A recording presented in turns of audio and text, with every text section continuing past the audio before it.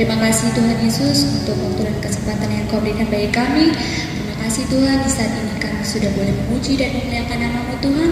Dan tiba saatnya kami akan mendengarkan kebenaran firman-Mu yang akan dibawakan oleh Bapak Uti.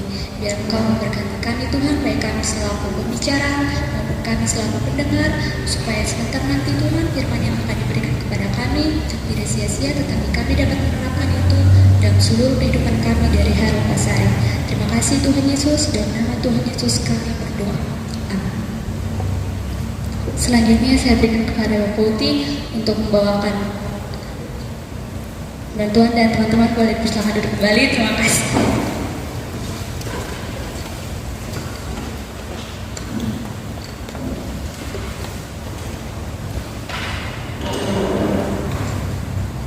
Selamat siang teman-teman, shalom.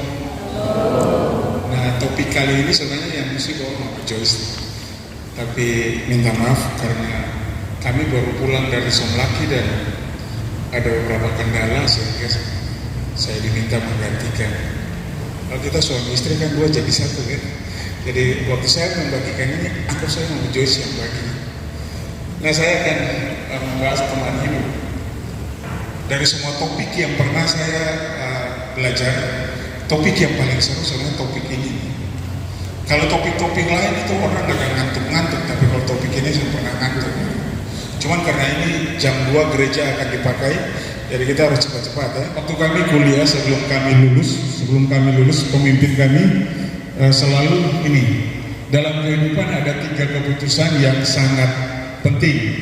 Yang pertama, Anda akan percaya siapa?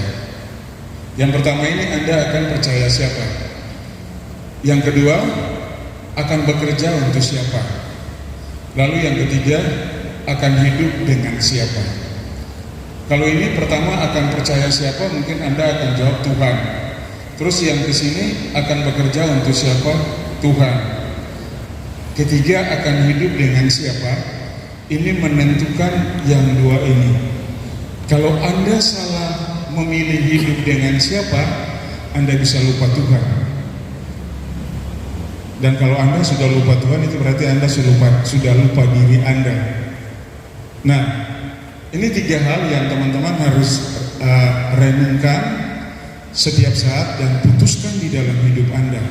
Seumur hidup Anda akan percaya siapa? Kalau Anda lulus, Anda akan bekerja untuk siapa? Lalu setelah itu Anda akan hidup dengan siapa? Menikah dengan siapa? Itu. Nah, coba Anda perhatikan gambar ini. Apa yang Anda perhatikan dari gambar ini? Apa kesan yang muncul dari 3 gambar ini? Mahasiswa kan bisa cepat-cepat saja tak? Apa yang ada muncul dalam pikiran Anda tentang gambar-gambar ini? Ada yang mau jawab?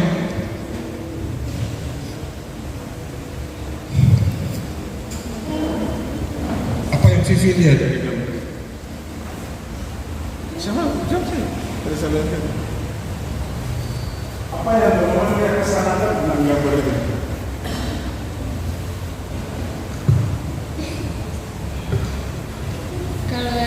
Kalau dari Selin ketika melihat gambar ini tuh kita tidak sendiri gitu, tapi ada seseorang yang nanti akan jadi ada sepasang. Selalu ada 2.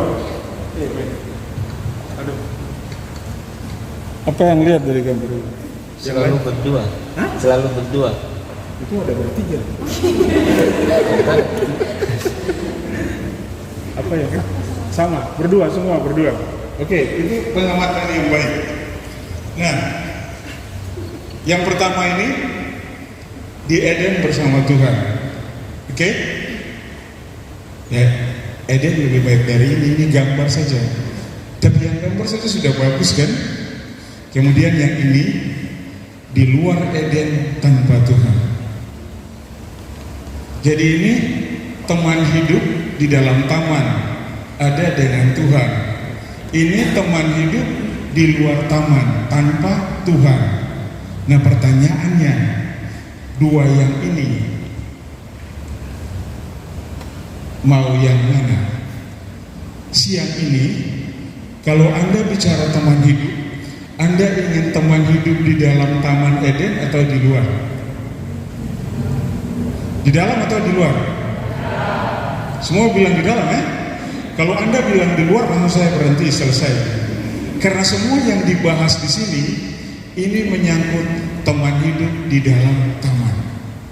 Jadi sepakat ya, kita mau di dalam taman ya? Jadi karena kita mau di dalam taman, mari kita lanjut. Ini penting. Setelah manusia jatuh ke dalam dosa, semua masalah pacaran, teman hidup itu sudah di luar taman Eden. Nanti saya akan jelaskan Eden supaya jangan Anda pikir, jadi kita pacaran di Eden, pacaran di mana? Bawah jembatan merah putih kah itu? Nanti akan Anda mengerti Eden itu apa. Eden itu beda-beda tipis dengan Edan. Kalau ini pacaran di dalam taman Eden, kalau ini pacaran di dalam taman Edan. Sudah tidak ada Tuhan. Oke, kita akan lihat bersama-sama ini. Kalau Anda beli barang-barang elektronik di toko elektronik, kulkas, ini alat-alat lain, Anda selalu diberi buku petunjuk. Buku petunjuk bagaimana Anda mengoperasikan semua alat-alat teknik ini. Nah, kalau Anda mau kembali, kalau Anda mau berpacaran, kalau Anda mau memiliki teman hidup di dalam taman Eden, ada juga buku petunjuk yang Anda harus ikut. Apa buku petunjuknya? Ini Alkitab. Kalau Anda mengabaikan ini, Anda di luar Eden. Tapi kalau Anda mau berpacaran seperti di dalam taman Eden, maka ini buku petunjuknya. Tidak ada yang lain. Hubungan pertemanan Anda, pacaran Anda harus didasarkan atas ini. Nah, ini buku petunjuknya, salah satu ini rancangan Tuhan. Saya lewat saja ayat-ayat ini karena nanti di belakang saya akan penggal-penggal. Oke, ini mari kita lihat yang pertama. Teman hidup atau pacaran itu ide siapa? Itu ide siapa? Itu bukan ide wanita ini atau pria ini, tapi itu adalah ide Tuhan. Tuhan Allah berfirman, tidak baik kalau manusia itu seorang diri saja. Aku akan menjadikan penolong baginya yang sepadan dengan dia. Ayat ini sering dipegang untuk menjadi ayat teman hidup. Tapi sebenarnya itu bukan ini. Setelah Tuhan berfirman kepada manusia, beranak cucu bertambah banyak dan seterusnya, Tuhan memandang tanggung jawab besar itu tidak bisa dilakukan seorang diri. Harus ada orang lain yang menemani. Makanya Tuhan bilang tidak baik manusia itu seorang diri. Jadi ayat ini dalam konteks melakukan pekerjaan panggilan Allah, rencana Allah di dunia ini. Itu bukan ide Anda dan saya. Sebelum Adam sadar bahwa dia perlu seorang teman hidup di dalam kedaulatan Allah, Allah sudah berkata tidak baik manusia itu seorang diri. Nah, tidak baik. Kalau teman-teman perhatikan Kejadian 1, setiap Tuhan menciptakan apapun, hasil dari ciptaan itu ujungnya Tuhan berkata, lalu Tuhan memandang itu baik. Pertama kali kata tidak baik keluar dari mulut Allah ketika Tuhan melihat manusia itu seorang diri. Tidak baik manusia itu seorang diri. Lalu kemudian baik, tidak baik, lalu Tuhan membuat mereka menjadi dua. Di dalam Kejadian 1 ayat 31, Tuhan melihat itu sungguh amat baik. Berdua ini bukan baik, sungguh amat baik. Tuhan melihat itu kebutuhan manusia jauh sebelum manusia ini menyadarinya. Tetapi kemudian Tuhan berkata, aku akan. Ini adalah suatu janji Tuhan bagi manusia. Allah merencanakan untuk mengubah yang tidak baik menjadi baik. Manusia itu tidak berkuasa untuk menjadikan teman bagi dia. Lalu yang ketiga, penolong yang sepadan. Ini nanti juga di belakang saya akan jelaskan. Ini adalah kriteria Tuhan. Penolong adalah orang yang menolong, sepadan yang sama dengan manusia, yaitu segambar dan serupa dengan Allah. Sepadan yang tidak berdosa baik tubuh, jiwa, dan rohnya. Sepadan yang dipilih Allah dan yang sama kedudukannya. Jadi teman hidup itu bukan ide manusia. Kalau orang tanya, kalau ada orang melarang Anda pacaran, itu bahaya orang itu. Karena Tuhan bilang tidak baik, lalu dia bilang tidak boleh, itu salah. Tapi Tuhan berkata tidak baik bukan berarti Anda pacaran sembarangan. Anda membuat hubungan teman hidup seperti Anda pilih-pilih baju di toko. Kalau tidak pas, buang, ganti. Teman hidup bukan itu, bukan seperti itu. Nah, itu ide Allah. Yang kedua, kapan waktunya? Kapan kita mulai pacaran? Ini saya masih lihat dari Kejadian 2 ya, di Taman Eden. Lalu Tuhan Allah membentuk dari tanah segala binatang hutan, dari segala burung di udara, dibawanya lah semuanya kepada manusia itu untuk melihat bagaimana ia menamainya. Dan seperti nama yang diberikan manusia itu kepada tiap-tiap makhluk yang hidup, demikianlah nanti nama makhluk itu. Manusia itu memberi nama kepada ternak, kepada burung-burung di udara, dan kepada segala binatang hutan. Tetapi baginya sendiri ia tidak menjumpai penolong yang sepadan. Tuhan berfirman, aku akan melakukan, aku akan membuat teman hidup bagi manusia ini. Tetapi apa yang terjadi? Bukan teman hidup yang diberikan, tapi Tuhan bawa binatang-binatang. Apakah manusia ini harus berpacaran dengan binatang? Oh, bukan itu. Nanti ketika dia menyelesaikan memberi nama binatang-binatang, nanti kalau di surga cari Adam, kalau dia ada ya. Adam ada di surga sih? Hah? Oh. Tanya dia, apa yang membuat dia bilang ini? Ia tidak menjumpai, mungkin dia kasih nama anjing, dia lihat 2. Gajah 2, semut 2. Lalu dia pikir, kok semua 2-2 saya sendiri? Itulah pertama kali dia merasa perlu punya teman. Jadi Tuhan sudah bilang tidak baik, tapi Tuhan kita bukan Allah yang diktator. Karena dia Tuhan, jadi dia paksa saja. Tidak baik lalu dia bilang ini temanmu, bukan begitu. Dia harus menunggu sampai waktu kita merasa bahwa kita perlu teman.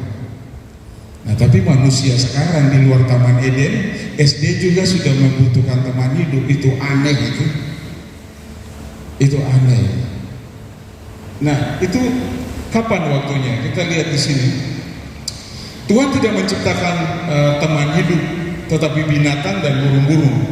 Itu berarti ada waktu antara Tuhan berjanji dan Tuhan menepati janjinya. Hal ini menunjukkan bahwa Allah bukanlah pribadi yang otoriter dan memaksakan kehendaknya. Allah tidak langsung memberikan teman sampai manusia menyadari bahwa dia memerlukan dan membutuhkan teman hidup. Allah selalu menunggu waktu yang baik dan tepat sehingga itu mendatangkan sukacita. Coba kalau Allah kasih kepada dia, ini belum waktunya, dia bilang ini siapa ini? Tapi kalau sudah waktunya, ketika dia butuh lalu Tuhan kasih, dia bilang apa? Inilah dia tulang dari tulang. Jadi kalau Anda mencari teman dengan kehendak Anda, suatu saat Anda akan repot. Nah, Allah tidak pernah terlambat tetapi juga tidak pernah terburu-buru. Allah juga tidak pernah salah dalam melakukan sesuatu rencananya dalam diri kita ke dalam sistem waktu di dunia ini. Waktu Allah tidak sama dengan waktu manusia, juga waktu Anda dan saya. Ini ada ilustrasi. Saya sudah pernah membagi ini ke teman-teman. Anggaplah Anda punya ponakan atau adik yang kecil begini. Suatu saat Anda sedang kerja di dapur dan dia masuk dan dia melihat benda ini, pisau. Lalu dia minta pisau itu, Anda kasih tidak pisau ini? Mengapa tidak kasih? Bahaya kan? Tapi dia menangis. Bagi Anda itu bahaya, bagi anak ini mainan yang bagus ini, dan dia menangis merengek-rengek. Apakah Anda kasih? Lalu dia bilang, Anda tante yang jelek, kasih keluar segala kata-kata yang menghina Anda. Apakah Anda kasih? Itulah itulah sifat kita terhadap Tuhan. Waktu kita berdoa untuk teman hidup, belum ada kehendak Allah, lalu kita menangis, kita merengek. Tuhan, masa dia sudah ada teman, saya tidak. Tuhan tahu kalau ini waktunya bagi Anda. Teman itu mungkin seperti pisau yang akan menikam Anda, dan semua rencana masa depan Anda menjadi hancur. Tuhan tahu kalau sekarang Anda punya teman, Anda akan jatuh dalam persinahan, perselingkuhan yang membuat kuliah Anda menjadi kacau. Tapi Anda berkata menyalahkan Tuhan, persis seperti anak kecil ini. Itulah kita. Tetapi Tuhan tidak akan pernah menjawab. Dan karena Tuhan tidak menjawab, Anda buka Facebook, lihat status, lalu kemudian tidak tahu dari ujung mana ketemu, lalu jatuh cinta. Anda mahasiswa, tapi bertindak seperti orang kampung yang tidak sekolah. Maaf, bukan saya menghina orang kampung kan. Anda mahasiswa, Tuhan itu maha semua. Satu gelar maha yang Tuhan titipkan bagi manusia itu bagi Anda, mahasiswa. Jadi mestinya Anda dalam memilih teman hidup punya akal sehat dong. Bagaimana orang yang Anda buka Facebook, Instagram langsung begini-begini, lalu janjian ketemu, lalu pacaran. Aneh gitu. Nanti kita lihat di belakang. Tapi itu barang-barang berbahaya. Kalau demikian, apa tanggung jawab Anda? Tadi Tuhan sebelum memberi Adam teman hidup, Tuhan ingin melatih dia kelak bagaimana jadi pria yang bertanggung jawab kepada istrinya. Tuhan memberi binatang-binatang. Dengan binatang-binatang itu melatih Adam bertanggung jawab, supaya waktu dia punya istri dan rumah tangga dia bertanggung jawab. Jadi sebelum Anda berpacaran juga, Tuhan mau Anda fokus melakukan tanggung jawab Anda sampai waktunya nanti Anda ketemu dengan teman hidup yang pria akan bertanggung jawab dengan pacarnya, dan wanita juga bertanggung jawab. Kalian berpacaran bukan untuk melakukan hal yang tidak benar. Nanti kita lihat di belakang. Nah, jadi ini tanggung jawab. Anda perlu menerima Kristus dan bertumbuh di dalam Kristus. Ini Anda harus sungguh-sungguh, nanti di belakang saya jelaskan ini. Belajar dan menyelesaikan studi. Orang tua Anda mengutus Anda datang di kampus untuk belajar, bukan untuk pacaran. Jadi Anda harus belajar sungguh-sungguh mengutamakan ini. Kami punya anak perempuan 3, dan ada cowok tanya mereka bilang terima kasih, itu satu kehormatan.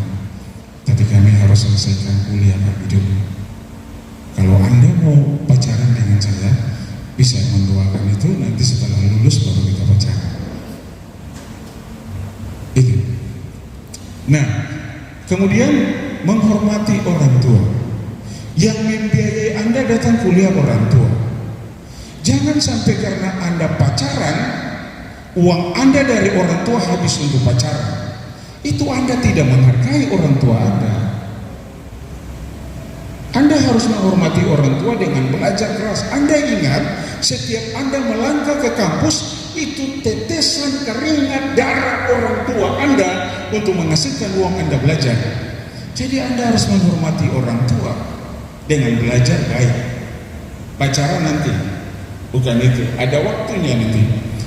Lalu kemudian melayani supaya berbuah. Ini kehendak Allah.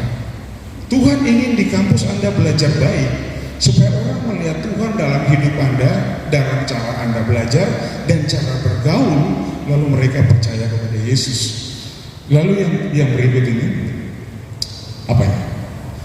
Apa saja lakukan, setialah dalam hal-hal kecil. Bagaimana nanti Anda bisa mengurus pacar Anda, teman hidup Anda, keluarga Anda, istri Anda, kalau dalam hal kuliah saja Anda tidak beres? Bikin tugas tidak bikin, minta tolong orang. Nanti besok-besok menikah, kasih makan keluarga, minta orang lain kasih makan. Itu ngawur itu. Jadi itu semua latihan tanggung jawab yang Tuhan berikan, dan Anda harus lakukan ini supaya waktu Anda di ujung itu Anda memerlukan teman, Anda akan melakukan semua tanggung jawab ini dengan masalah teman hidup. Lalu yang ketiga, prosesnya. Lalu Tuhan Allah membuat manusia itu tidur nyenyak.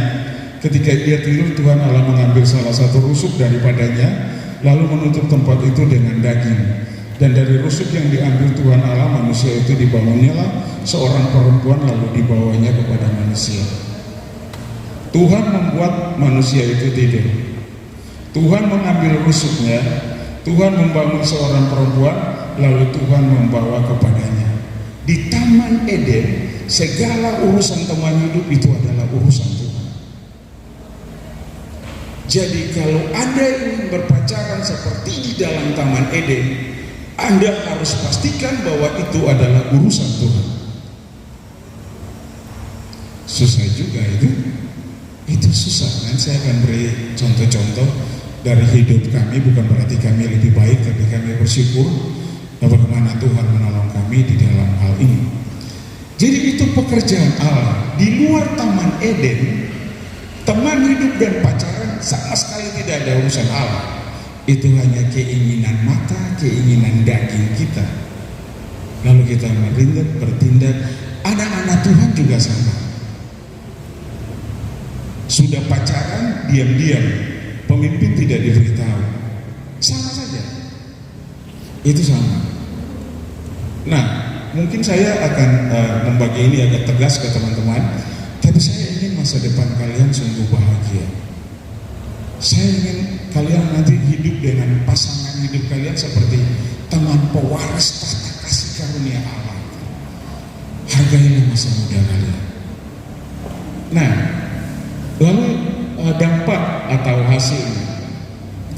Lalu berkatalah manusia, inilah dia dari tulangku dan tulang dari tulangku dan daging dari dagingku. Ia akan dinamai perempuan sebab ia diambil dari laki-laki. Sebab itu seorang laki-laki akan meninggalkan ayahnya dan ibunya dan bersatu dengan istrinya, sehingga keduanya menjadi satu daging. Mereka keduanya telanjang, manusia dan istrinya itu, tetapi mereka tidak merasa malu. Mereka telanjang tapi mereka tidak tahu, karena mereka hidup dalam kekudusan.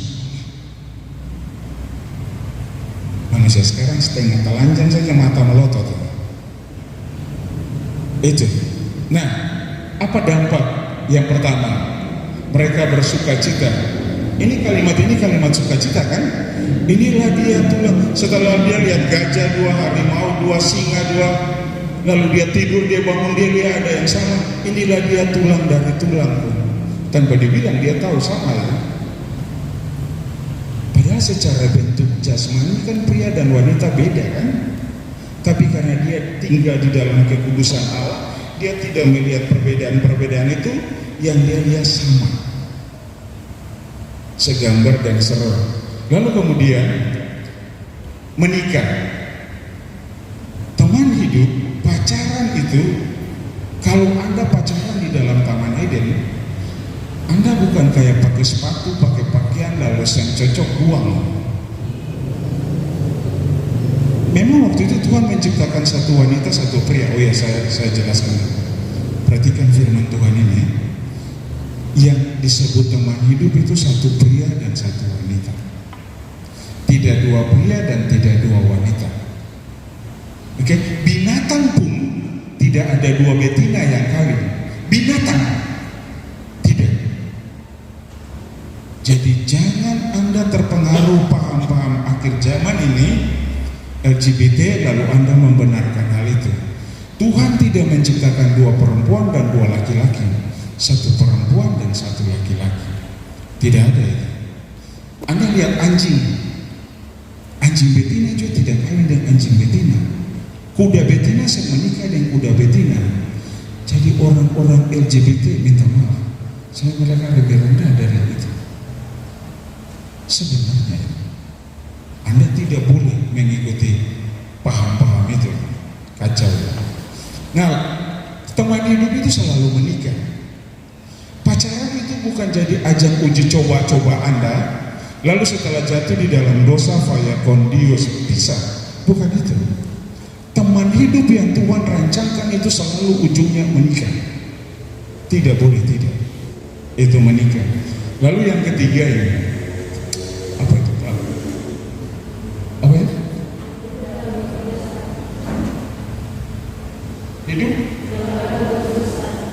Hidup dalam kekudusan. Mereka telanjang tapi mereka tidak malu. Hidup dalam kekudusan, nanti kita lihat. Ini hasil karena di Taman Eden. Nanti di belakang ada contoh-contohnya. Tetapi kemudian teman hidup, pasangan, pacaran, keluarga yang indah itu menjadi rusak di dalam Kejadian 3 ini. Kejadian 3. Ketika perempuan ini memakan buah, apa yang muncul? Mereka tahu mereka telanjang, lalu mereka menutupi diri dengan daun porohara. Tadinya telanjang tidak malu. Sekarang begitu jatuh dalam dosa, hal yang pertama mereka tahu mereka telanjang. Nah, jadi pacaran di luar Taman Eden itu fokusnya tuh seks. Nanti di belakang. Mereka bersembunyi daripada Tuhan. Lalu kalau sudah jatuh di dalam dosa bersembunyi. Di manakah engkau? Menjadi takut kepada Allah. Lalu mulai menyalahkan yang lain. Mengalami susah payah. Kembali menjadi tanah. Diusir dari Taman Eden. Setelah Kejadian 3 ini, semua urusan teman hidup itu di luar Taman Eden. Itu tidak ada Allah di situ. Nah, satu kasih karunia bagi kita ketika orang tua kita menikah, melahirkan kita, lalu Tuhan memanggil kita. Tuhan ingin Anda dan saya dibentuk Tuhan supaya kelak menjadi pasangan-pasangan teman hidup yang menjadi suami istri yang akan menghadirkan manusia-manusia ilahi di dalam dunia ini yang segambar dan serupa dengan Kristus. Itu nanti kita akan lihat lagi di belakang. Nah, jadi dengan kejatuhan itu ada perbedaan pacaran di dalam taman dan di luar taman. Ini tulisan kecil jadi saya kesini ya. Ini di dalam taman, ini di luar taman. Di dalam taman teman hidup itu pekerjaan Tuhan. Di luar taman itu usaha sendiri. Kita berusaha, sampai tak lambat dia sendapat. Nah kemudian Tuhan bersama-sama di dalam taman. Masalah teman hidup itu Tuhan bersama pasangan. Di luar taman itu tidak ada Tuhan. Tuhan tidak ada. Di dalam taman mereka kudus. Di luar taman mereka berdosa. Di dalam taman mereka melakukan kehendak Allah. Di luar taman mereka memuaskan diri mereka sendiri, hawa nafsu mereka. Di dalam taman mereka saling mengasihi dan menghargai. Inilah dia tulang dari tulang. Tapi di luar taman mereka menyakiti dan menyalahkan perempuan yang kamu berikan kepadaku. Terbalik sama sekali. Nah, di dalam taman mereka terluka satu dengan yang lain, terbuka satu dengan yang lain. Di luar taman mereka bersembunyi dan menutup-nutupi, suka berbohong, pacaran di luar taman. Nah kemudian di dalam taman mereka penuh sukacita, di luar taman mereka ketakutan. Di dalam taman seks bukan segalanya, di luar taman seks segala-galanya. Anda harus hati-hati. Kalau pacar Anda bilang begini, kalau Anda sungguh-sungguh mengasihi saya, buktikan dong kasihnya. Bukan Anda tampar dia. Itu bukan buktikan, itu kurang ajar namanya. Kami punya anak 2 kuliah, baru 2, 1 belum. Teman-teman tahu peraturan yang kami buat kepada mereka wanita. Pria dilarang kakinya masuk di kamar kos. Om-om juga tidak. Satu-satunya pria yang bisa masuk kamar kos Anda ialah papa. Yang lain tidak boleh. Tidak boleh. Dan Tuhan memelihara mereka. Teman-teman pria kalau datang seboleh satu, harus banyak-banyak lalu di luar situ, bukan di kamar. Ada yang coba-coba alasan pinjamin, tidak bisa di situ. Anda tidak boleh masuk. Kamar ini privasi saya. Apalagi wanita kan. Teman-teman wanita, kalian sudah besar kan? Jangan apa-apa kasihnya di Facebook, Instagram. Kalau Anda tidak hormati privasi Anda, siapa yang mau menghargai Anda? Jangan hal-hal yang begitu pribadi Anda posting-posting di situ. Nah, di dalam taman seks bukan segalanya, di luar taman seks segala-galanya. Di dalam taman mereka tidak akan mati, tetapi di luar taman akhirnya mereka mati. Di luar taman orang pacaran mati, waktu Adam dan Hawa makan buah kan mereka mati kan? Tapi yang maksud mati di sini apa? Pacaran putus, pacaran putus, pacaran putus, pacaran putus. Dulu satu teman saya beragama lain, dia bertanya begini, Justi, kenapa orang Kristen itu harus menikah cuma dengan satu istri atau satu suami? Saya langsung jawab, dia spontan saja, karena kami bukan binatang. Langsung dia bilang, oh jadi kami binatang? Oh saya tidak mengatakannya. Karena binatang anjing itu kan Anda tidak tahu istrinya yang mana, suaminya yang mana kan. Begitu mau kawin ketemu jantan, kawin itu semua itu. Anda diciptakan segambar dan serupa dengan Allah, nilainya lebih tinggi dari situ loh. Tapi tanda-tanda Anda mati itu pacaran tanya putus, tanya putus, tanya putus. Anda pikir ini benar ya, putus sambung gitu? Nah, lalu kita lihat contoh-contoh. Ini di dalam Alkitab, buku petunjuk kita ada banyak contoh teman-teman. Ini contoh saja. Kalau Anda tidak waspada di dalam masalah teman hidup, Anda akan jatuh dalam dosa seperti Dinah dan Sikem. Kalau Anda sering kesepian melamun terus-terus, nanti seperti Daud dan Batseba. Kalau Anda tidak ini dengan tipu daya dunia ini, Amnon dan Tamar. Tapi kalau Anda mau menang, ini belajar dari Yusuf dan istri Potifar. Semua ini sudah ada di dalam Alkitab, kita saja yang tidak baca. Kalau teman Anda cowok bilang ke kamar kos saya, oh itu sudah ada di dalam Alkitab. Coba di dalam Alkitab saya bilang kamar kos. Amnon dan Tamar itu dipaksa masuk ke kamarnya Amnon. Nah karena saya baca, pria aja ya kita mengasihi dia, ya masuk. Bahaya ya. Nah, mengalami Eden saat ini. Ini bagaimana? Kan tadi teman-teman mau mengalami pacaran di Eden kan? Ada jangan bilang, Bapak Eden itu di mana? Oke, kita lihat definisi Eden. Eden adalah translasi langsung dari bahasa Yunani yang berasal dari akar kata primitif Adan. Adan. Bukan Eden ya, yang tadi itu Eden kan?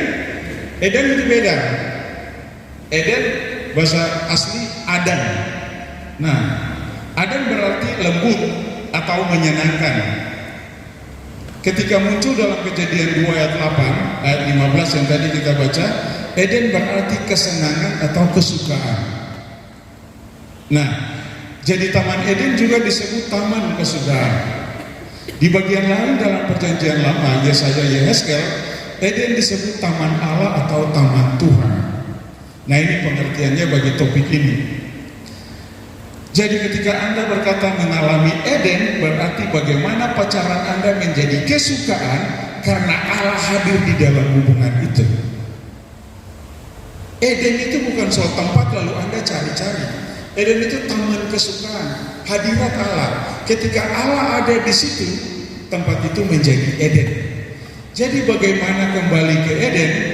Berarti bagaimana pacaran Anda menjadi kesukaan karena Allah hadir. Melalui Anda dan pasangan Anda, kemuliaan Tuhan dinyatakan sehingga orang dapat mengenal Tuhan dari cara Anda berpacaran. Di kampus lihat Anda, orang bilang, wah kita ingin pacaran seperti dia. Orang melihat Tuhan dari cara Anda pacaran. Itu berarti Anda dan pacar Anda berkomitmen untuk melakukan semua fungsi dan tanggung jawab yang Tuhan berikan, yakni berbuah dan berlipat ganda. Kehadiran Tuhanlah yang membuat hubungan Anda dan pacar Anda menjadi tempat yang paling nyaman yang pernah ada di dunia. Melalui kehadiran Anda dan pasangan Anda, gambar dan rupa Tuhan yang tidak nyata menjadi nyata bagi dunia saat ini. Orang lihat cara Anda pacaran, orang melihat kok beda. Kok beda? Itu di belakang, ini masih definisinya. Nah, hal pertama kalau Anda ingin mengalami pacaran di Eden, Anda perlu menerima Kristus. Karena hanya Yesus yang bisa mengembalikan Anda ke Eden. Hanya Yesus yang bisa membuat hadirat Allah hadir di dalam hidup Anda dan pasangan Anda. Ayat-ayatnya ada di sini. Hal pertama yang Anda harus lakukan adalah menerima Tuhan Yesus dalam kehidupan pribadi Anda. Mazmur 127, nyanyian Siara Salomo. Jikalau bukan Tuhan yang membangun rumah, sia-sialah usaha orang yang membangunnya. Jikalau Tuhan tidak memulai dengan hidup Anda, taman hidup apapun yang Anda usaha sia-sia. Sia-sia. Mungkin kelihatan berhasil di dunia ini, tapi tidak cukup untuk membawa Anda di dalam kekekalan. Hanya Yesus yang bisa membawa Anda ke dalam kekekalan. Makanya sebelum bicara teman hidup, Anda perlu memastikan bahwa Yesus ada di dalam hidup Anda. 1 Petrus 2, sebab ada tertulis dalam kitab suci, sesungguhnya aku meletakkan di Sion sebuah batu yang terpilih, sebuah batu penjuru yang mahal, dan siapa yang percaya kepadanya tidak akan dipermalukan. Kalau Anda menerima Yesus Kristus sebagai Tuhan dalam hidup Anda, dan dalam persoalan teman hidup, pacaran Anda tidak akan dipermalukan. Tidak akan. Tidak akan. Di keluarga kami, anak kami bertanya begini, Pak, kok tante-tante om itu ngomongnya panggil pasangannya Ale, ini kok mereka tidak seperti papa dan mama kalau dipanggil ya sayang. Kalau saya bilang mungkin mereka punya stok sayang sudah selesai, sudah habis. Dia tanya, habis waktu apa? Karena waktu pacaran suka hambur-hamburkan kata sayang itu. Makanya waktu menikah susah bisa bilang sayang lagi. Lalu kalau terjadi konflik bilang anjing babi keluar dari mulutnya. Segala sumpah serapah keluar. Sayang itu hanya berlaku untuk Anda yang sudah menikah. Jangan Anda hambur-hamburkan sayang untuk dia yang belum jelas, lalu besok putus, habis stok sayang Anda. Aneh itu. Ketemu di Facebook, I love you sayang, so love you balik sayang, bingung ini. Nah, Anda tidak akan dipermalukan. Yohanes 15, barang siapa tinggal di dalam aku dan aku di dalam dia, ia berbuah banyak, sebab di luar aku kamu tidak bisa berbuat apa-apa. Kamu tidak akan bisa mengalami bagaimana hubungan teman hidup di dalam Taman Eden kalau kamu tidak tinggal dalam Kristus. Tidak akan sia-sia. Apa penyebabnya? Karena dosa akan selalu mempengaruhi Anda untuk berbuat dosa di dalam hubungan teman hidup itu. Dosa akan mempengaruhi Anda. Nanti di belakang saya akan jelaskan. Di belakang terus. Roma 6 ayat 11. Demikianlah hendak cara memandangnya bahwa kamu telah mati bagi dosa, tetapi kamu hidup bagi Allah dalam Kristus. Jadi setelah kamu menerima Kristus, kamu tidak akan lagi hidup bagi dosa. Dan kalau Tuhan memberi Anda teman hidup, Anda akan mengasihi dia seperti Tuhan mengasihi dia. Dan kasih itu tidak melakukan yang tidak sopan. Kasih tidak melakukan yang tidak sopan. Waktu kami pacaran, pemimpin kami ketemu saya di Bandung, salah satu pemimpin, lalu dia tanya begini, Justi, pernahkah di dalam pikiran kamu ingin mencium Joyce? Sedangkan saya kaget juga, pertanyaan mendadak kan. Biasanya ditanya bagaimana bertumbuh saat itu, ini pertanyaan yang lain. Saya sempat berpikir mau jawab jujur atau berbohong. Tapi saya bilang ke dia, jujur, saya pernah ingin mencium dia. Apalagi di hari-hari spesial, ulang tahun, ketika dia berhasil, ketika dia sedang sedih, sebagai pacar saya ingin melakukan. Terus dia tanya, pemimpin tanya, kenapa tidak melakukan? Karena saya sadar, mencium itu bukan akhir, tapi itu awal yang bisa membawa saya jatuh di dalam dosa. Maka saya tidak melakukan. Pria itu, yang bicara ini pria kan? Dia pertama tangan naik. Kalau Anda diam, hati-hati. Mestinya waktu tangan naik turun. Salah satu kakak waktu pacaran, cowoknya dia bilang bagaimana kalau polo-polo itu aja. Tapi kalau kita pacaran di zaman ini tidak polo-polo kan kayaknya bukan pacaran kan? Tapi Anda harus tahu, dari polo dia tinggal cari kesempatan, dia minta cium. Lalu Anda kasih cium, ini agak perlu waktu lama, lalu dia minta seks. Anda tidak dengar ini dari orang tua Anda, tapi saya mengasihi Anda, saya beritahu. Jadi jangan sekali-kali wanita berpakaian, pria itu kelemahan di mata. Jadi Anda harus berpakaian, jangan bikin mata pria itu keluar dari tempatnya. Begitu matanya sudah keluar dari tempatnya, di mana saja Anda ada, dia cari sampai dapat. Dengar. Dan dia akan menghabisi Anda. Itu. Kalau pria itu kelemahannya di telinga, wanita kelemahan di telinga. Pria kan di mata toh. Nah, jadi kalau pria ada yang datang dengan kata mutiara, lepas sendal siap-siap sekali. Kalau berlebihan langsung prak lalu gigi. Hati-hati. Nah, lalu yang terakhir 1 Korintus, sebab kamu telah dibeli dan darahnya telah lunas dibayar, karena itu muliakanlah Allah dengan tubuh. Muliakan Allah dengan tubuhmu. Tubuh ini, teman hidup itu kan cuma satu. Tubuh ini Anda harus jaga supaya tubuh ini diserahkan kepada orang yang tepat. Dia akan hidup dengan Anda seumur hidup ini di dunia. Jangan sampai nanti Anda menikah, Anda barang-barang bekas. Repot itu. Nah, teruslah bertumbuh di dalam Tuhan. Setelah Anda menerima Kristus, Anda harus terus. Kolose 2. Kamu telah menerima Yesus Tuhan kita, karena itu hendaklah hidupmu tetap di dalam Dia, berakar dalam Dia, dibangun dalam Dia, bertambah teguh dalam iman, dan hendaklah hatimu melimpah dengan syukur. Dengan tetap tinggal di dalam Tuhan dan bertumbuh akan menolong Anda untuk melakukan tanggung jawab Anda, khususnya dalam hal-hal yang prioritas. Hal-hal yang prioritas. Itu juga akan menolong Anda mengenal diri Anda, kekuatan dan kelemahan dengan baik sebelum Anda melangkah ke dalam hubungan dengan lawan jenis. Saya lahir dari orang tua yang tidak jadi menikah. Jadi ibu saya sudah mengandung saya sebelum mereka menikah. Maka Alkitab menyebut itu berzina. Oke? Saya sangat menyadari bahwa gen itu ada di dalam diri saya. Jadi saya mengenal kelemahan saya, makanya saya tidak akan buka gigi dengan wanita yang tidak jelas, dan saya tidak akan pergi ke kamar kos wanita, karena begitu saya sampai di situ itu membawa diri saya ke dalam perangkap. Anda harus tahu kelemahan-kelemahan Anda sambil Anda bertumbuh. Dengan itu akan menolong Anda mengetahui, dan dengan bertumbuh dan akan menolong Anda mengetahui dan meyakini serta mentaati prinsip-prinsip Alkitabiah mengenai hubungan dengan lawan jenis.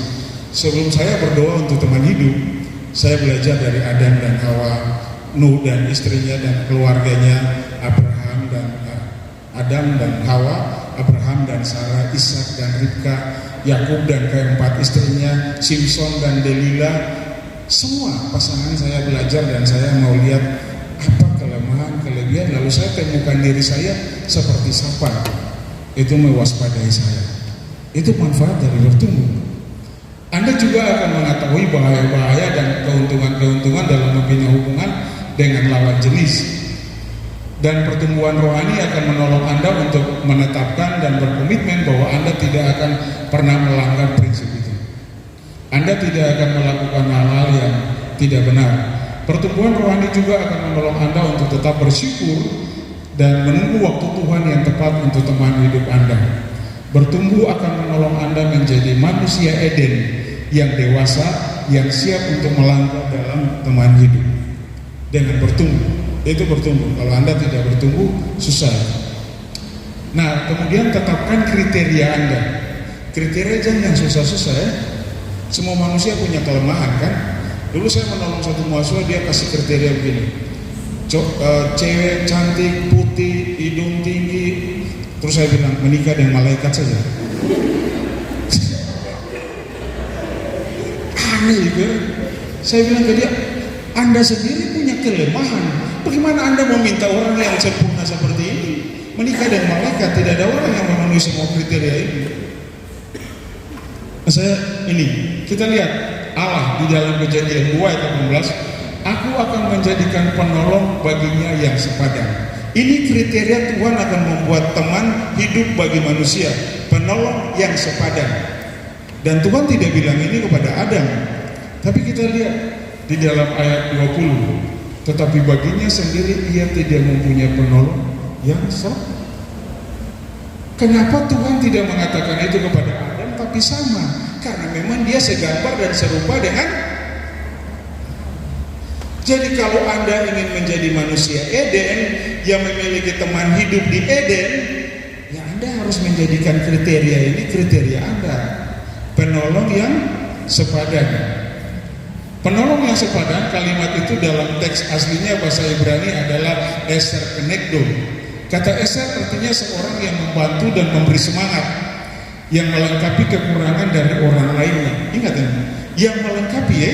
Jadi kalau Anda minta yang sempurna, wah, parah ya. Nah, kata sifat kenekdo itu bertalian, berhubungan dengan kata kerja yang berarti menjadi jelas atau kentara. Kata benda yang bertalian dengan yang ulum. Jadi eser kenekdo, penolong yang sepadan diartikan sebagai penolong yang sama ulumnya, sama kualitasnya, yang sama-sama segambar dan serupa dengan Allah, yang sama-sama tidak berdosa. Itu penolong yang sepadan. Nah, penolong artinya orang yang menolong untuk melakukan rencana Allah dalam menyatakan gambar dan rupa Allah kepada ciptaan yang lain. Sepadan itu mempunyai nilai yang sama, sebanding menunjukkan kepada kesamaan, kesesuaian, bukan saja selera tetapi nilai-nilai dan prinsip-prinsip. Ada perbedaan antara penolong yang sepadan di dalam taman dan di luar taman. Di dalam taman, penolong yang sepadan yang sesuai itu dengan Adam, yakni segambar dan serupa dengan Tuhan. Rohnya sama-sama kudus. Tapi di luar taman, penolong yang sepadan itu yang sesuai dengan ukuran yang dilihat dari luarnya, tidak peduli rohnya bagaimana. Kalau Anda makan bakso, lalu pas pak cowok atau cewek itu makan bakso, Anda menilai itu pasangan yang sepadan. Begitu bakso habis, kalian hangus. Itu selera sama, bukan sepadan. Karena Anda kuliah di fakultas ini, lalu cowok atau ceweknya sama, Anda bilang itu penolong yang sepadan. Bukan. Yang sepadan itu nomor satu yang rohnya sama, segambar dan serupa dengan Allah. Anda mengukur yang sepadan itu dari sama-sama suku yang sama, warna kulit yang sama, jaran yang gigi sama, ya? Tinggi sama, rambut lurus sama, itu bukan yang dimaksudkan. 1 Samuel 16. Tetapi berfirmanlah Tuhan kepada Samuel, janganlah pandang parasnya atau perawakan yang tinggi, sebab aku telah menolaknya. Bukan yang dilihat manusia, yang dilihat Allah. Manusia melihat apa yang di depan mata, Tuhan melihat hati. Kalau Anda mau berpacaran di Eden, yang Anda lihat itu hatinya. Bagaimana Anda mau lihat hati dari Facebook, Instagram? Hati itu akan dilihat dari pertemanan, interaksi, pergaulan, baru Anda tahu hati orang. Anda tidak bisa ketemu di Facebook lalu Anda bilang hatinya ini. Itu penipuan dari setan itu. Itu hati, Tuhan melihat hati, bukan yang lain. 2 Korintus 6. Janganlah kamu merupakan pasangan yang tidak seimbang dengan orang yang tidak percaya. Sebab persamaan apakah terdapat antara kebenaran dan kedurhakaan, dan bagaimanakah terang dapat bersatu dengan gelap. Dulu SMA kami suka belajar kelompok. Lalu di dalam belajar kelompok kami biasa terangkan. Jadi yang pintar fisika terangkan fisika. Kami tidak pernah belajar datang baca buku gitu. Terangkan.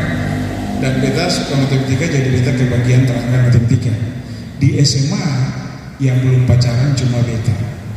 Lalu waktu kami belajar di Karangpanjang, ada satu siswa kelas 1 SMA minta tolong bikin PR di matematika, lalu beta bikin, lalu teman-teman melihat kami cocok ya. Beta terangkan ke dia, lalu tanpa beta tahu, mereka tanya cewek ini baru beta tanpa beta tahu. Beta santai-santai saja dan dia mengaku itu. Setelah kami lulus tidak pernah belajar kan, tidak pernah ketemu. 3 tahun kemudian dia masuk kampus, dia ketemu beta, dia panggil, lalu dia bilang kita pacaran. Pacaran dari mana? Baru dia cerita masalahnya. Lalu beta bilang, wah terima kasih, saya minta maaf, saya tidak pernah menanyakan Anda. Mohon maaf untuk kesalahan teman-teman. Lalu dia bilang, tapi kan kita bisa pacaran sekarang. Oh tidak bisa. Kenapa tidak bisa? Karena kita ada di tempat yang berbeda. Ini orang Kristen. Maksudnya, saya di tempat lain dan Anda di tempat lain. Lalu dia bilang, bagaimana supaya tempat kita harus sama? Anda harus terima Kristus. Oke, kalau saya terima Kristus, tetap tidak bisa. Karena Anda baru lahir, berarti Anda bayi. Saya sudah dewasa. Tidak ada orang dewasa yang pacaran dengan bayi. Harus tegas di sini. Dan tidak bisa karena memang itu bukan teman saya. Nah, lalu kita lihat penerapan dari ini antara lain, jangan memilih teman hidup yang berlainan iman. Yang Kristen saja belum tentu, apalagi yang bukan Kristen. Kecuali itu panggilan Anda. Kalau ada di antara Anda siang ini yang punya teman berbeda keyakinan dengan kita, jangan pulang putus ya. Anda bisa nanti WA saya, kita bisa diskusi untuk tahu apakah itu panggilan Anda dari Tuhan atau tidak. Tapi Anda yang belum punya teman, jangan Anda melangkah ke situ ya. Dia bikin masalah. Jangan terlalu suka dengar lagu cinta beda agama itu. Itu dunia, filosofi dunia, itu bukan cara Eden. Bukan. Itu Eden. Jangan memilih teman hidup berdasarkan daya tarik fisik, jangan. Kalau Anda cari yang ganteng, terus yang tidak ganteng itu siapa? Terus siapa yang menilai Anda ganteng dan cantik? Menurut Anda cantik, menurut orang sana mungkin tidak cantik kan? Jadi jangan terlalu GR berlebihan ya. Jangan memilih teman hidup asal-asalan saja, dan jangan ada faktor terlanjur atau TPP. Saya sendiri dengan satu teman, kenapa kalian pacaran? Busuk terlanjur. Apanya yang terlanjur? Hanya begini. Dia minta tolong, lalu beta tolong, dia kasih beta uang. Jadi kalau putus yang enak. Siapa juga yang suruh Anda mau terima uang dari dia? Anda ini orang-orang aneh. Jangan Anda pacaran karena terlanjur ya. Jangan juga karena KPP gitu. Kemudian jangan memilih teman hidup berdasarkan perasaan dan keinginan pribadi, emosi. Karena dia suka pergi ke jembatan merah putih, Anda suka pergi sering jogging ketemu, kayaknya kita cocok sering jogging. Sering jogging nanti makan jagung satu-satu. Itu tidak bisa mengukur itu dari begitu-begitu ya. Ini contoh. Syukurlah kalau kalian ketawa, itu menunjukkan masih hidup ya. Nah, mari kita lihat. Ini suatu contoh. Kalau Anda mau belajar teman hidup, pulang lalu baca ini. Kriterianya bagaimana dari Eliezer, Ishak dan Ribka. Ini teladan yang luar biasa. Oke, kita lanjut karena saya tidak bahas itu. Kemudian yang keempat, meminta nasihat. Ini kelihatan paling gampang, cuma 2 kata, meminta nasihat. Tapi ini yang paling sulit terjadi di akhir zaman ini. Banyak orang pacaran dulu baru bilang, ada yang saya bilang lagi. Diam-diam, meminta nasihat. Jalan orang bodoh lurus dalam anggapannya sendiri. Tetapi siapa mendengarkan nasihat, dia bijak. Amsal 15, rancangan gagal kalau tidak ada pertimbangan, tetapi terlaksana kalau penasihat banyak. Minta nasihat ini begini teman-teman. Bukan kita bodoh lalu orang yang memberi nasihat itu pintar. Tapi minta nasihat ini contohnya begini. Ini ada 2 orang. Yang satu tidak tahu tentang Jakarta, yang satu tahu tentang Jakarta. Waktu Anda mau ke Jakarta, Anda minta nasihat dari siapa? Apakah dia lebih baik dari Anda? Tidak. Cuma dia tahu Jakarta. Kenapa Anda perlu minta nasihat dari orang-orang yang lain Karena orang-orang itu sudah lebih dahulu melewati jalan yang Anda mau jalani. Mereka sudah tahu di mana lubang-lubang yang membahayakan. Dengan Anda minta nasihat, mereka akan katakan jangan ke kiri, jangan ke kanan, lurus. Itu saja perbedaannya. Tapi akibat dari Anda tidak minta nasihat, Anda berpikir itu baik, akibatnya Anda jatuh. Anda jatuh. Bertamu di kamar kos itu biasa kan? Ada satu teman statusnya foto dengan pacar. Lalu saya bilang, saya minta maaf, ini privasi Anda. Bolehkah Anda mengganti status itu? Sebelum orang lain menilai Anda macam-macam.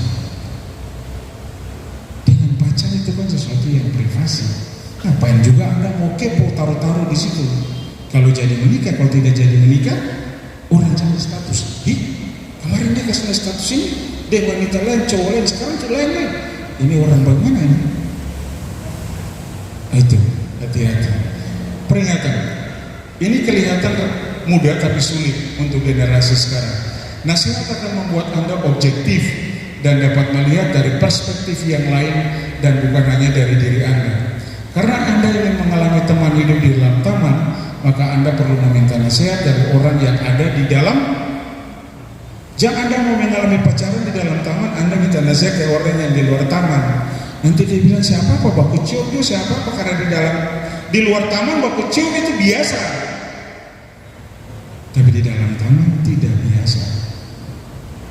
Itu bukan seks, bukan segala-galanya di dalam taman. Nanti Anda menikah, wanita akan mengalami menopause. Seks kan bisa terlalu berlaku lagi kan? Tapi kalau orang yang seks segala-galanya, begitu wanita istrinya menopause selingkuh. Makanya kenapa ada istilah parubaya? Karena itu masa-masa pria 45-50 tahun selingkuh. Coba tonton, lihat-lihat selingkuh itu umur-umur begitu itu. Nah, sekalipun dibilang penasihat banyak di sini, tetapi mintalah nasihat kepada orang yang dewasa rohaninya, yakni pemimpin rohani, karena dia yang berjaga-jaga untuk jiwa Anda. Ini yang paling penting teman-teman. Dalam meminta nasihat, perhatikan motivasi Anda, bahwa Anda sedang tidak bersaing atau mencari dukungan. Jangan Anda minta nasihat supaya pemimpin menyetujui Anda dengan orang yang Anda bilang. Saya sudah berdoa untuk Joyce, lalu kami sama-sama ikut training di Jogja, di Ungaran. Ketika kami tiba di Semarang, Joyce di Jogja, saya dari Bandung, peserta-peserta dari berbagai kota kami kumpul. Pemimpin nasional pelayanan navigator waktu itu memanggil saya dan berkata, Justi, saya minta maaf, saya mau tanya sesuatu yang sangat pribadi bagi Anda. Mohon maaf kalau itu menyinggung Anda. Oh silakan Pak, tidak apa-apa. Ini pagi-pagi teman-teman, saya baru sampai dengan bis jam 6 pagi, langsung didatangi pemimpin bertanya privasi. Apa itu Pak? Bolehkah saya tahu Anda sudah berdoa untuk teman hidup? Oh sudah Pak. Apakah saya bisa tahu namanya? Oh ya, siapa? Joyce. Pemimpin ini sering datang di Ambon, jadi dia kenal kami semua. Begitu dengar Joyce, langsung dia bilang, mari kita berdoa. Bapa di surga, berkati kedua anak muda ini. Wah, yang berdoa pemimpin nasional. Saya telepon pemimpin saya, Pak Eli, saya baru ketemu dengan ini, dan beliau sudah mendoakan kami. Saya berharap pemimpin nasional sudah setuju, pemimpin ini harus setuju kan? Apa jawab Pak Eli? Ya, pemimpin nasional bukan Tuhan. Berdoa lagi. Sudah semangat turun lagi. Kalau Anda suka bagi-bagi ke orang, kelihatan Anda cari dukungan atau Anda ingin menaklukkan yang lain. Tidak boleh. Tidak boleh ada persaingan di antara kita anak-anak Tuhan. Jadi Anda sedang mendoakan siapa, simpanlah itu dalam hati. Kalau yang boleh tahu hanya pemimpin. Maria ketika Tuhan bilang dia akan mengandung, dia menyimpan itu dalam hati rapat-rapat.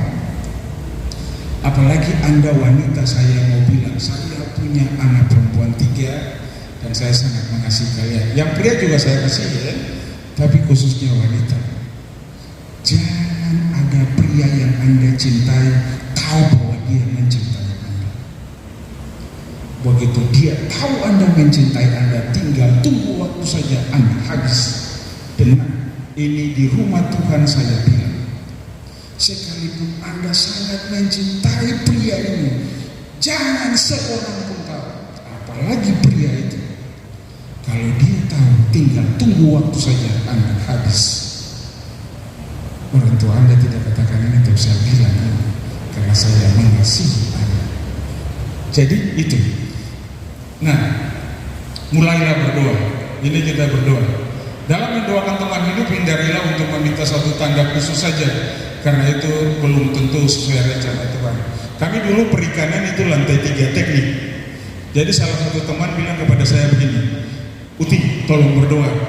Beta berdoa untuk teman hidup dan beta sangat yakin Tuhan memberi tanda. Kalau besok beta sampai ke kampus, wanita siapa yang pertama beta ketemu itu dia teman hidup saya. Wah, itu luar biasa. Jadi kami masuk dari depan sana di yang ATMB ini itu kan, saya dan dia datang, dan betul di Fakultas Teknik ujung situ ada wanita baju merah, dan dia bilang praise the Lord, puji Tuhan. Dia jalan cepat sekali tinggal beta karena dia merasa Tuhan menjawab doa dia. Ketika dia semakin dekat dengan wanita itu, beta lihat dia semakin pelan langkahnya. Lalu beta datang, beta bilang, bro, kenapa pelan? Perempuan itu dia gila. Loh, katanya Anda berdoa kalau Tuhan ketemu Anda dengan wanita siapa itu kan? Anda gimana sih? Anda minta Tuhan udah kasih, Anda nggak benar itu. Nah, jangan Anda suka minta tanda-tanda, nanti Anda ketemu orang gila, repot kan? Jangan suka minta tanda-tanda yang aneh-aneh. Berdoalah sungguh-sungguh, doakanlah teman hidup, pertimbangkan tujuan hidup Anda agar itu didoakan. Tujuan hidup Anda apa? Doakanlah kriteria Anda yang sudah Anda buat tadi, penolong yang sepadan. Penolong yang sepadan menurut Anda itu apa? Dibuat.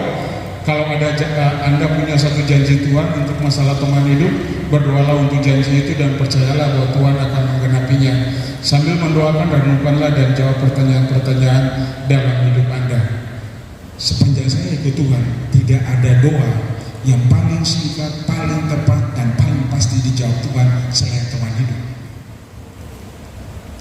Yang pria tinggal berdoa begini, Tuhan, kemana Engkau membawa rusuk saya, kembalikan Tuhan. Lalu wanita tinggal berdoa, Tuhan, dari mana saya diambil, kembalikan saya ke situ. Doanya paling sederhana tapi paling pasti, karena itu firman Tuhan. Cuma begitu kita habis berdoa, Tuhan terlalu lama, lalu kita cari rusuk-rusuk yang lain, maka ketemulah rusuk gajah, rusuk anjing yang pacaran berantem terus itu. Nah, oke, ini tahapan pacarannya teman-teman. Setelah Anda sampai di berdoa, jangan Anda di kampus begini, yang mana Tuhan, yang mana Tuhan, yang mana, nanti ketemu orang gila repot. Anda bergaul biasa saja. Yang pertama ini pergaulan kelompok. Anda bergaul dengan teman-teman kuliah, Anda bergaul dengan teman-teman pelayanan, bergaul saja. Nanti ada tanda dari Tuhan, mana teman hidup Anda. Saya bagi pengalaman kami sedikit. Dulu kami kuliah, teman-teman pikir saya pacaran dengan satu teman kami, karena kami selalu pulang sama-sama di Ambon. Nah, Joyce, kalau di Ambon itu saya pria sendiri, wanita banyak yang pulang ke Ambon. Kalau di Poka sini pria banyak, pria semua, si Joyce saja yang perempuan. Jadi karena saya sering pulang dengan wanita ini, orang pikir kami pacaran, tapi kami tidak pacaran. Teman-teman tahu bagaimana perasaan saya kayak Joyce, Tuhan munculkan seperti Adam, inilah dia tulang dari tulangnya. Kami buat skripsi di rumah latihan. Dan karena saya suka hitung, saya dulu belum ada komputer, kasih masuk program, aplikasi, data keluar. Saya menghitung semua data itu. Skripsi teman-teman semua, saya menghitung. Registrasi, linear, itu korelasi. Nah, teman-teman lain, teman-teman wanita lain ini saya hitung mereka punya skripsi, tidak satu pun dari mereka yang bilang begini, bos makan kan? Mau bikin teh kan? Saya ada. Satu waktu Joyce datang langsung dia bilang, selamat pagi, minum teh pagi kan? Oh belum, beta bikin teh, muncul dalam hati beta, ini yang ada di kamar manusia-manusia yang beta sedang hitung mereka skripsi, tapi tidak satu pun yang tanya minum teh. Nah ini orang yang baru datang, skripsinya belum dikorek, dia tanya minum teh, beta bikin teh, sederhana saja. Tapi saat itu teman-teman, hati beta kira-kira seperti Adam, milah dia tulang dari tulang. Saya ada yang aneh-aneh, bergaul biasa, jangan bikin perhatian yang ngaur-ngaur itu kan, karena sunaksir si A, lalu beta terus dan dia. Saya koordinator pelayanan. Setelah kami pacaran, nah kami bergaul kelompok ini 5 tahun teman-teman. Saya tanya Joyce itu kami sudah mau ujian skripsi di ujung kuliah. Jadi kami bergaul berkelompok, kami kuliah 5 tahun, PA 5 tahun. Jadi kami di sini 5 tahun. Lalu setelah kami mau ujian sarjana, kami berdoa. Joyce perlu waktu 6 bulan untuk menjawab saya apakah ini teman dari Tuhan atau tidak. 6 bulan, kami sudah lulus, baru kami pacaran. Kami pacaran 5 tahun, baru kami menikah. Jadi kami ada interaksi 10 tahun. Bagaimana Anda ketemu di Instagram langsung pacaran itu? Aneh itu. 10 tahun. Lah itu. Jadi lalu berpacaran, lalu kami kemudian bertunangan, lalu kami menikah. Ini tahapannya. Berkelompok, pacaran, tunangan, suami istri. Seks itu hanya di sini. Jangan Anda di sini Anda lompat seks, di sini lompat seks, di sini lompat seks.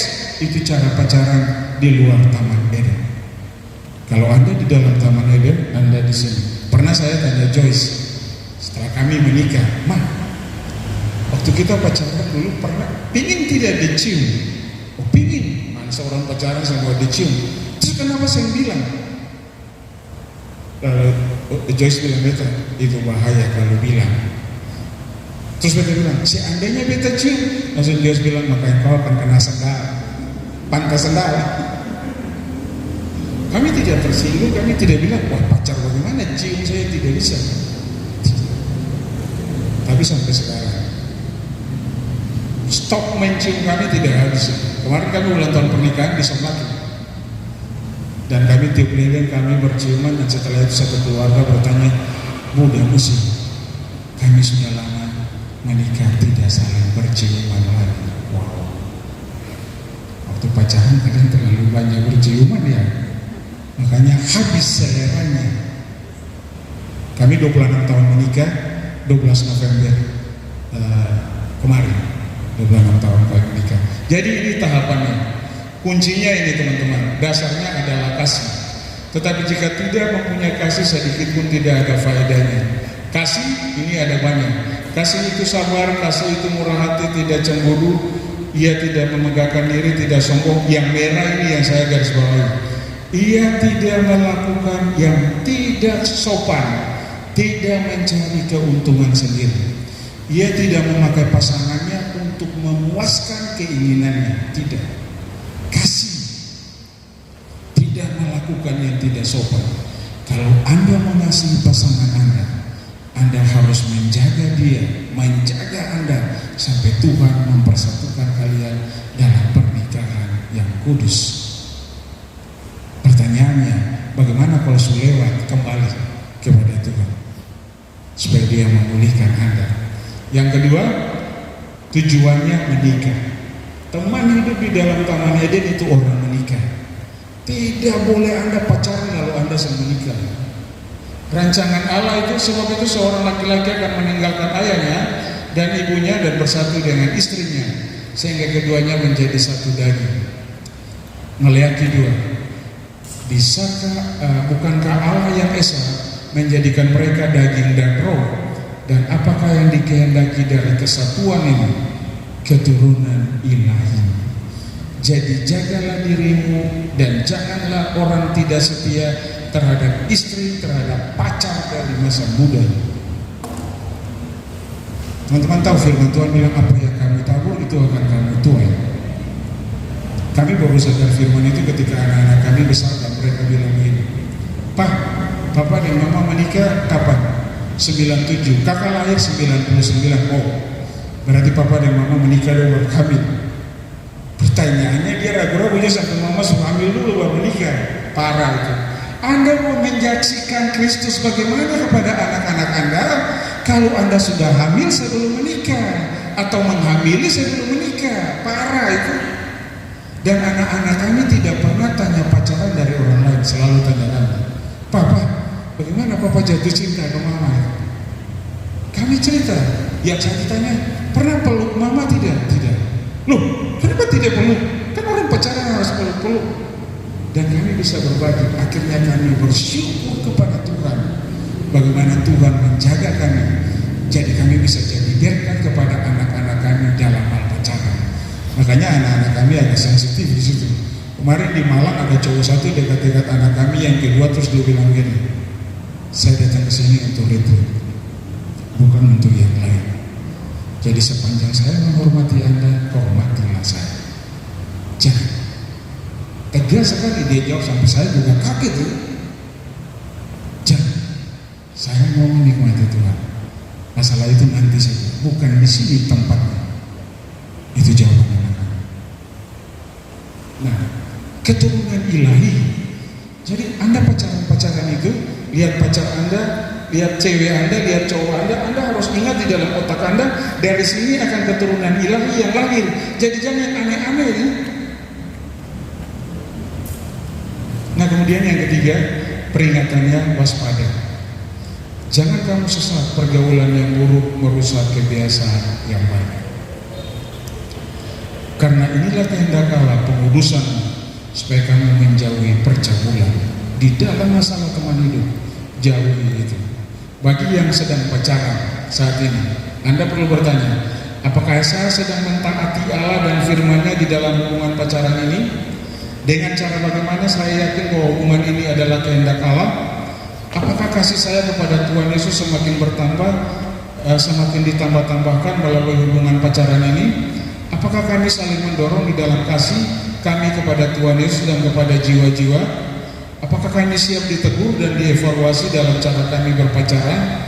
Apakah kami tidak takut untuk meminta nasihat dan bisa dengan bebas membuka diri dengan apa yang kami telah lakukan di dalam pacaran kami kepada pembimbing atau orang lain? Apakah kami mau peka terhadap orang lain yang kemungkinan bisa tersandung dengan cara kami berpacaran dan rela untuk mengubahnya? Apakah saya masih bisa berdoa dengan penuh keberanian untuk datang mendekat kepada tahta kasih karunia Allah di dalam masa pacaran ini? Adakah buku yang baik yang sedang saya baca mengenai pasangan hidup? Sudah cukupkah saya membawa pergumulan pacaran saya kepada Allah? Apakah orang tua dan pemimpin mendukung kami dalam hubungan ini? Nah, bagi yang sedang menolong anak-anak bertumbuh dalam Tuhan, Anda perlu bertanya, apakah anak rohani saya masih mendapat prioritas yang cukup dari saya, atau teman hidup sudah menggantikannya? Apakah cara saya berpacaran sedang menjadi contoh dan teladan bagi orang-orang yang saya tolong? Apakah mereka semakin taat kepada Tuhan dalam masalah teman hidup melalui cara saya berpacaran? Apakah mereka semakin ingin hidup kudus setelah melihat saya berpacaran? Ini ditanya pada diri Anda. Sebagai penutup, Pengkhotbah 11, bersukarialah hai pemuda dalam kemudahanmu, biarlah hatimu bersuka pada masa mudamu, dan turutilah keinginan hatimu dan pandangan matamu, tetapi ketahuilah bahwa karena segala hal ini Allah akan membawa engkau ke. Kalau saya membawa Anda ke pengadilan, ada orang lain yang membela, ada Tuhan yang membela. Tapi kalau Tuhan membawa Anda ke pengadilan, siapa yang membela Anda? Tidak ada. Atau yang kedua, ingatlah akan penciptamu pada masa mudamu sebelum tiba hari-hari yang malam dan mendekat tahun-tahun yang kau katakan, tidak ada kesenangan bagiku di dalamnya. Masa muda Anda sekarang dalam hal teman hidup, apakah Anda ingin melangkah dengan keinginan sendiri Anda, atau Anda mengingat Tuhan di dalam masalah teman hidup? Yang kedua, utamakanlah untuk mengasihi dan memprioritaskan Tuhan dalam hidupmu, bukan pacar. Jikalau seorang datang kepadaku dan tidak membenci bapaknya, ibunya, istrinya, anak-anaknya, saudara-saudaranya, laki-laki atau perempuan, pacarnya, bahkan nyawanya sendiri, dia tidak dapat menjadi muridku. Kita berterima kasih kalau kita sudah pacaran, tapi kita harus bilang pacar tetap pacar dan Tuhan tetap Tuhan. Pacar tidak boleh ganti Tuhan dalam hidup kita, tidak boleh. Yang kedua, ketika kita sudah memiliki janji itu, jadi jagalah kekudusan. 2 Korintus. Saudara-saudaraku yang kekasih, karena kita sekarang memiliki janji-janji itu, marilah kita menyucikan diri kita dari semua pencemaran jasmani dan rohani, dan dengan demikian menyempurnakan kekudusan kita dalam takut akan Allah. Kekudusan. Lalu yang terakhir, ingatlah selalu akibatnya. Setelah kita menerima Kristus, tubuh Anda dan saya itu adalah bait Roh Kudus. Bait Roh Kudus bukan gedung ini. Tubuh Anda itu bait Roh Kudus. Jadi kalau Anda tidak menjaga kekudusan di dalam berpacaran, ingat akibatnya ini. 1 Korintus 3. Jika ada orang yang membinasakan bait Allah, maka Allah akan membinasakan dia. Sebab bait Allah adalah kudus, dan bait Allah itu ialah. Jadi pacaranlah dengan benar. Saya akan berdoa supaya Tuhan memberi kepada kalian teman hidup yang sungguh-sungguh dari Allah, yang membuat Anda diberkati Tuhan. Keturunan Anda akan menjadi keturunan ilahi yang memenuhi bumi dengan orang-orang yang takut akan Tuhan. Dia sudah berfirman, tidak baik manusia itu seorang diri, bahkan sebelum Anda ada di dunia ini, dan dia tidak pernah salah. Mengucap syukur untuk Anda yang belum punya teman, karena akan tiba waktunya Anda akan berkata seperti Adam, inilah dia tulang dari tulangku dan rusuk dan daging dari dagingku.